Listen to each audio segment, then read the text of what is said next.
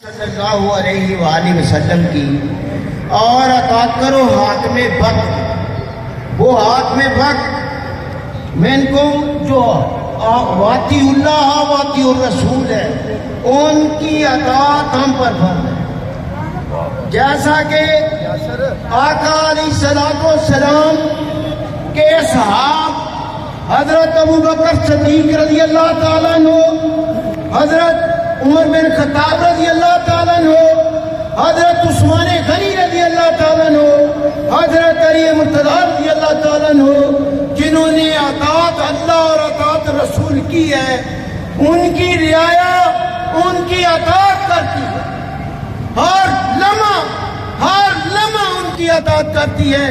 یوم کشمیر کے حوالے سے یکجہتی کشمیر، ہم اپنے کشمیری بھائیوں کے ساتھ کھڑے اور ممکن کھڑے ہیں کہ کوئی وقت آئے گا، وہ دور نہیں ہے وقت، جب کشمیر کے اوپر اسلام کا جھنڈا لگے، کہ کشمیر کے اوپر نہیں بلکہ دہلی کے اوپر اسلام کا جھنڈا لگے۔ اللہ پاک ہمیں سلامت رکھے اور ہمیں تحریک لبیک یا رسول اللہ صلی اللہ علیہ وآلہ وسلم کا کام کرنے کی توفیق عطا فرمائے۔ اللہ پاک میرا اور آپ کا حامی و ناصر۔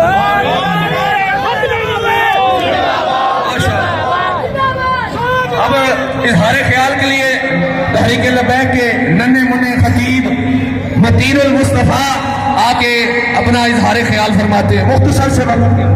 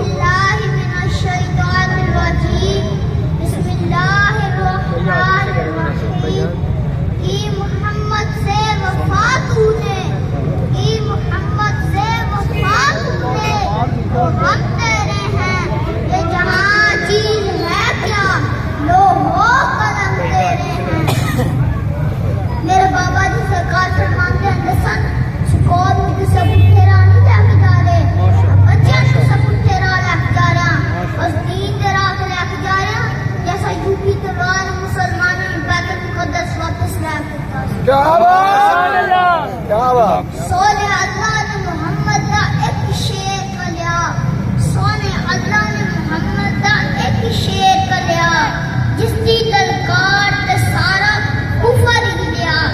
ساڈے بابا جی نہ چھکے نہ بکے نہ ڈرے، اور نہ مارن والے ہو کے سب مردود مرے۔ آج بھی ساڈے بابا جی آج بھی ساڈے بابا جی آج بھی ساڈے بابا جی بسم اللہ الرحمن الرحیم۔ آج یوم یکجہتی کشمیر کے حوالے سے مختصر سی آخری بات، اجازت اس کے بعد سب کو، یہ کشمیر ملک پاکستان کی شاہ رگ ہے، ملک پاکستان کی شاہ رگ کشمیر ہمارا ٹکڑا ہے، ہمارے جسم کا ٹکڑا ہے۔ انشاءاللہ تحریک لبیک پاکستان کی حکومت جب بھی ملک پاکستان میں آئی، کشمیر کو جہاد سے ہم فتح کر لیں گے انشاءاللہ۔ یہ جہاد ہی ہے، جہاد ہی کی بدولت انشاءاللہ ملک پاکستان کے اندر اسلام کا نفاذ نظر آئے گا۔